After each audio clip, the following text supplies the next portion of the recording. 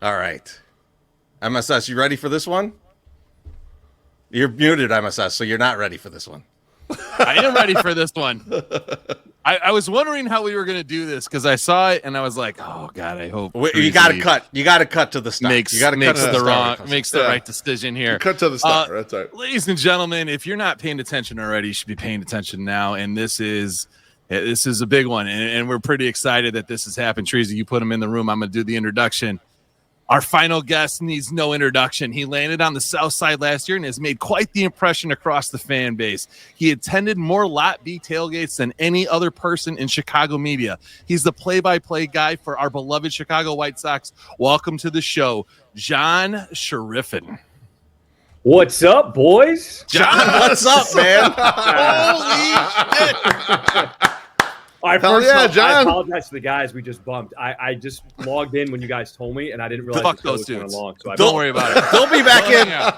They'll be back in. I could only imagine, like, you jump in the backstage and you see the screen and there's like a South Park guy with all of it out, and you're just like, genitals out and what did everything. I just walk into? What did I just walk into? I'm not gonna lie. I signed up not knowing what I was signing up for, and as I'm waiting and listening, I'm like, okay, I just had 2 hoops games tonight that ended like 2 hours ago. It's midnight on the East Coast. Why am I still up? We're happy You'll you be are. questioning that quite a bit throughout this. But let me say this. We appreciate I that. must have so much love for you guys because I do appreciate all the support you have given me. So that is the reason why I agreed to do this. So thank you guys for all the love you showed me this season. Oh, Appreciate yeah, it, John. John. Let's go, Appreciate baby. it, John. So, you stop it. John, we do got to. This is Festivus. This is the time of airing of grievances. We got to ask you for a grievance. Give us a grievance. Okay, I know you're going to be disappointed. I don't have a grievance. Oh, right? Like, no. You let me No be real. grievance. This Let's was talk about legitimately 670 the score. the How do you feel? ever. The toughest season ever, and I feel like I've had to do like a lot of self-reflection after the season was over because I don't think anyone could have been prepared for something like that. And it's funny. So on this college basketball tour that I'm on right now, obviously with ESPN, I've been going around and meeting a lot of coaches and talking about just random stuff. And I did a Kentucky game. And so the new Kentucky head coach, Mark Pope, awesome guy.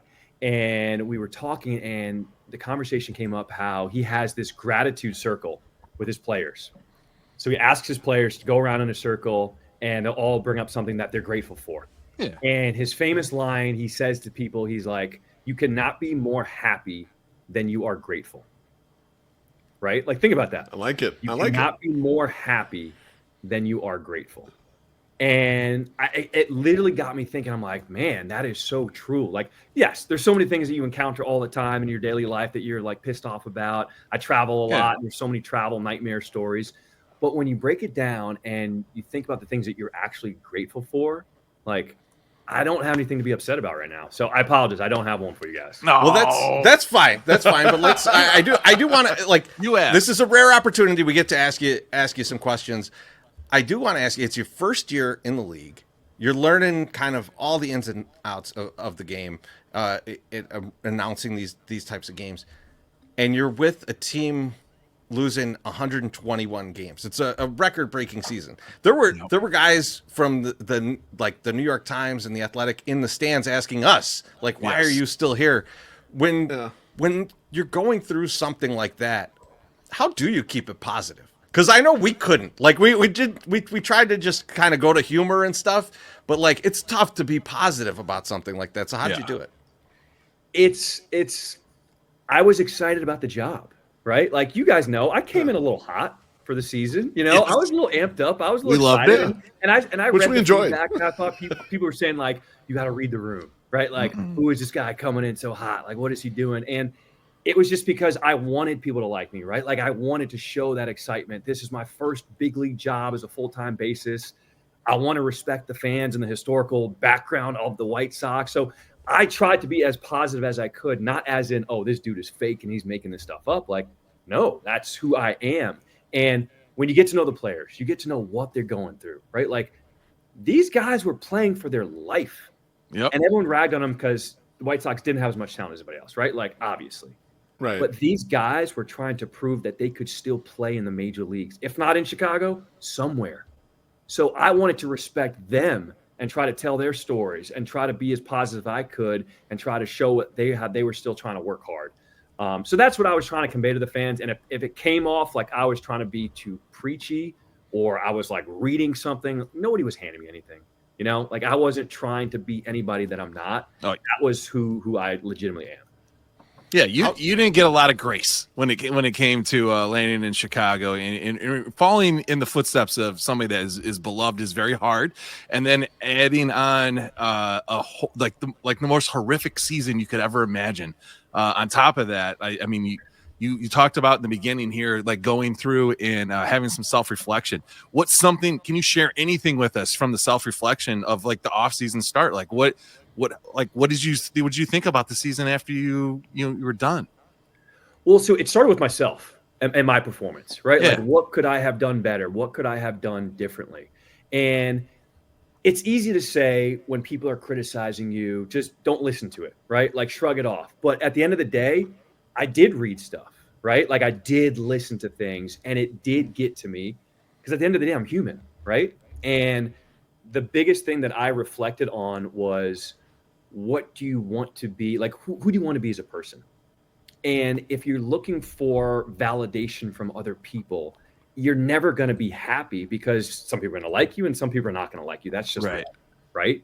And so if you become someone who looks towards yourself and internally, that's where you provide, like, that's where you find your confidence. Like, I was listening to podcasts recently and there was a psychologist on there and he said, confidence comes from your failures. And I'm like, damn, that's deep. Yep. Because nobody wants to fail, right? Like we protect ourselves from failure. Right. And yeah, I messed up during the season. There were times when I didn't do my best and there were things I got wrong and I wish I had done better. But because I had failures, I'm like, okay, I have things that I can draw on and improve on and be better. And all I can ask for, I hope to get a restart with the fans. I hope we can start fresh. And I hope, next season can just be like, let's wash the slate clean and let's all start over again. Yeah. Because there are things I would have done differently, but I know I'm still going to make mistakes. I know I'm still learning. I know I'm still trying to get better. And all I can ask for is just, be given the grace of just, I'm human, like that's it. John, we going to see you at Sox Fest? I will be there. Yes. Are you guys going to be there? Oh yeah. I think we'll be there. I think we'll be up there. Allegedly. We'll be around. John, we can't disclose everything, but I think a guy like Steve Stone, if we've all grown up in, the three of us have grown up in Chicago, and we saw him with the Cubs, and when the Cubs were down, or even when the Sox were down, he's a very honest guy. He doesn't really hide like how he feels about the team. What was it like working with Steve Stone during a historically bad season? You have to temper what you say, right? Because it would be so easy to just go in every game. You guys watched it. I mean, you were there or you were at home watching the games. There were ways the White Sox created ways to lose, and we were like, wait, what? Like there was times in the booth, it'd be the 8th inning or the 9th inning, and I'd look at Steve, and he'd give me this look back, and we'd be like, what did we just see? Right? Like it was just unreal, some of the things that were happening. So fans are dumb. You guys understand what's going on. You see what's happening on the field. You don't have to be as explicit with some things. Chicago fans are smart, right? So you can explain and tell people the background of what's happening internally. But at the end of the day, when mistakes are made on the field and you see things happening, what are you going to say to that, right? Like you can see through your own eyes if players are colliding or errors are happening or things are going wrong. It's like we all see it together. Yeah. John, you're a self-proclaimed foodie. You spent a year in Chicago now, and you're from Vegas. So Vegas, a great food town. Treasy and I were just in Vegas, and we dined at a bunch of great restaurants. Any restaurants you really enjoyed in Chicago, or food that you enjoyed in Chicago? Wait, you guys were in Vegas and you didn't hit me up? What? I'm sorry about that, John. We were gambling a little bit. I apologize. We were staying at Cosmo. We didn't know if you were near the Strip or where you at. I'm sorry. I could have at least given you recommendations in Vegas. See? Next time we will. Next time we'll reach out. I told you. Okay, so one of my favorite spots is games get out late. South Side, right? Rico Benny's. Late night spot. It's open till like 12:30. you get the munchies late at night, go get a sandwich, or I think the pizza there is actually underrated, right? Because everyone That's goes, great call. That is pretty underrated. good. Right? It really is. That's what they're known for, right? Like everyone Yeah. goes for that. The pizza is underrated. Like So I'll go good. and get a slice there. Absolutely. Totally agree. That is a great spot for a slice. There's only a few really good spots in Chicago, especially on the south side, to get the one slice, or to you know, for me, two slices. 'Cause 2 slices. I'm a little beefier, but but yeah, like, and if you go to Freddy's Freddy's, is that too takes slow. 24 hours to get that pizza. So you got Too to. long, exactly. He knew it was going to happen. Love it. John, is there something okay, when you got hired, one of the things that I really liked about your background was that your storytelling and going in and telling a story with a fan, with a person, a personality, player, whatever. This going in this next year, are you going to get some more opportunities for you to go on? We don't get to see like 81 of your broadcasts because we're at the park, so we don't get to listen to it. I need more of you in depth on some of these guys that we don't know about. I need more, like, you tell me who these people are. Make me understand why we should like these guys. Sox social media just yesterday, blasted one of our friends, Pinoles, because he was like, I don't think this guy is a real person. And then they were like, hey, go stand in your locker and shoot a video and go, I am a real person. And then he's juggling baseballs and telling them about, like what he does and who he is as a personality. Gus Farland, yeah, Yeah, it was Gus Farland. It was great. and it now was he's going to be on hilarious. MLB TV to talk about it. Blew too. up. It blew I up love it. because you know what? We've been starved, John, to know who the fuck these people are that are playing baseball out there. We haven't had Sox Fest in 5 years, right? So we don't know who these people are. We know there's personalities, and when we know the person, it's harder to hate the person. That's what I've always said. Like I always hated Matt Thornton until I sat down at a bar with him and had like 2-3 drinks, and then I was like, I can't hate this guy. I'm not going to get the bubble guts every time he goes in to save a game anymore because I shared 3 drinks with him and now he's okay. So I need to know these people, and I'm going to task you with giving us more heartfelt stories from the players that are in our dugout that are fighting for their NBA lives. Okay? That's what I need from you. Major League Baseball lies. But all right, can I give you a story? That may not Yes, be good job, heartfelt? John. Okay, we all remember John Brebbia, Rain Man. Yeah. Okay, Beard. all right. So here's a good John Brebbia story. So Brebbia would tell me, I think maybe like halfway through the season, he gave me the heads up that the guys in the bullpen had a feed of our broadcast. So it wasn't just the video feed; they had the sound on. So everything we were saying, the guys in the bullpen could hear everything, and they could react to whatever it may be. He goes, "We got to come up with something," because this dude's funny. Like I'm telling you, hysterical.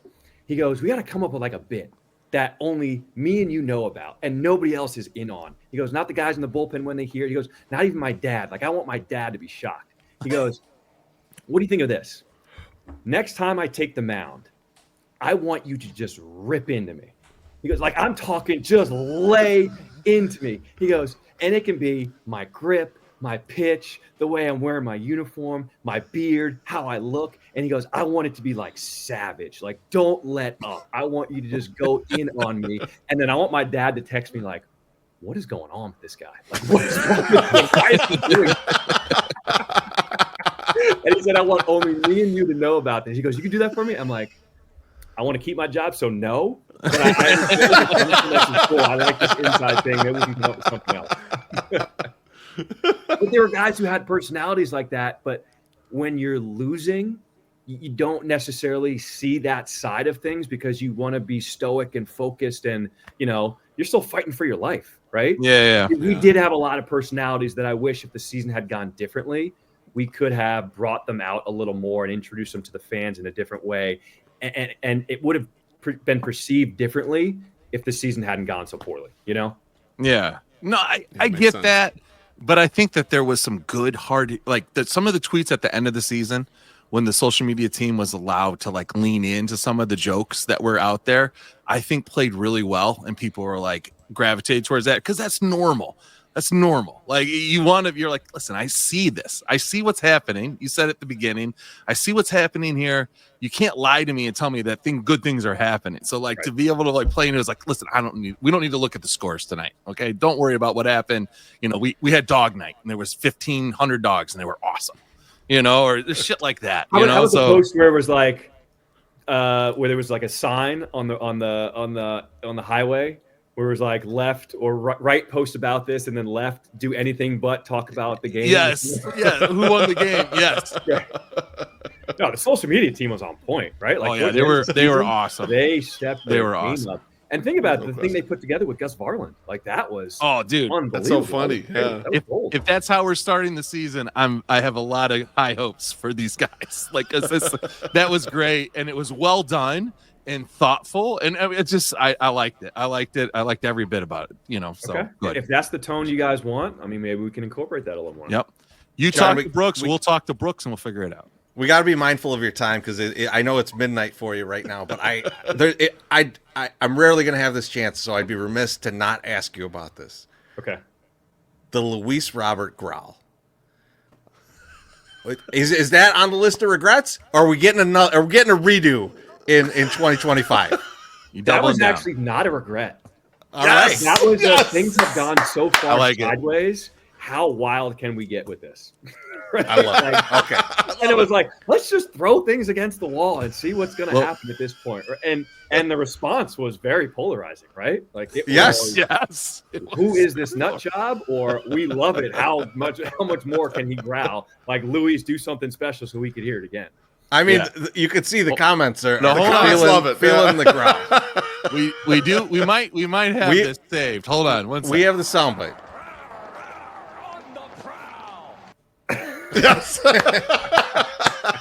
Oh, yes.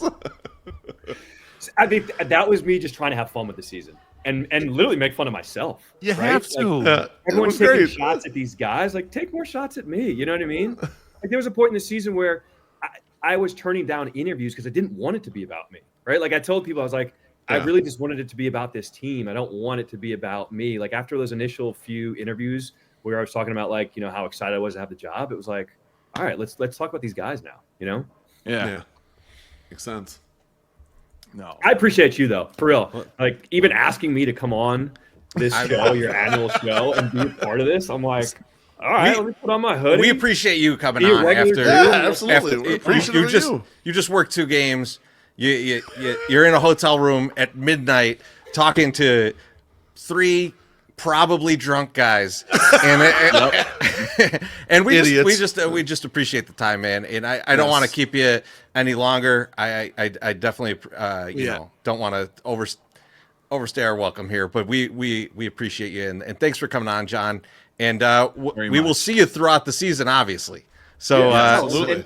I want to thank you and everyone in the tailgates too, right? Yes. And my favorite tailgate was actually the last one. Because the first one was great, just experiencing it for the first time as I'm wandering aimlessly through the parking lot trying to figure out where everybody's at. Yeah. And then as the season went on, each one was getting better and better. But I thought the last one for me was one I'm never going to forget because when you have a season that's that bad, like anything that could have gone wrong went wrong. And then you still have a parking lot full of fans who were still just excited to be amongst each other. And I felt like I was part of a community, right? Like I felt like you had accepted me and I was one of you. And it wasn't because I'm the announcer. It was, hey, John, do you want a brat? Like, hey, do you want a beer? You know, like I was just John, right? Like, and that's all I asked for. I just want to be one of the fans. And so I forgot the name. I forgot who it was, but somebody came up to me and was saying, you know, even though we weren't happy experiencing this, the season's now going to be over because that was the last week of the homestand. Yeah, this is going to be over, and this is what we live for. Like, what is going to happen? Like, what do we have to look forward to going forward? Because we are such baseball fans, and that's what hit me, and that's what was real. And so, just being a part of the community, that's what I'm truly thankful for. So, thank you guys for that. Yeah, thank you. We'll see you soon. We'll see you in at Sox Fest. Sox Fest, and again, unfortunately for you, we'll be drunk. And we got an event that Saturday after Sax Fest. I'm sure you're busy with highfalutin people. Brooks Boyer is going to show you his nice stereo equipment in his office. But if you want to come to Reggie's on a Saturday night, there's going to be a lot of people from the Lot B tailgates. We'll put you on the list. You can come up. You don't even have to perform. You can just go out there hang and out. have a good That's time. Let's have a good time. We'll hit you up. We'll hit you up about that, John. All right. But John, Appreciate you thank you, guys. thank you so much for coming. We'll talk to you soon. Thanks, All John. Have a good one. Take care,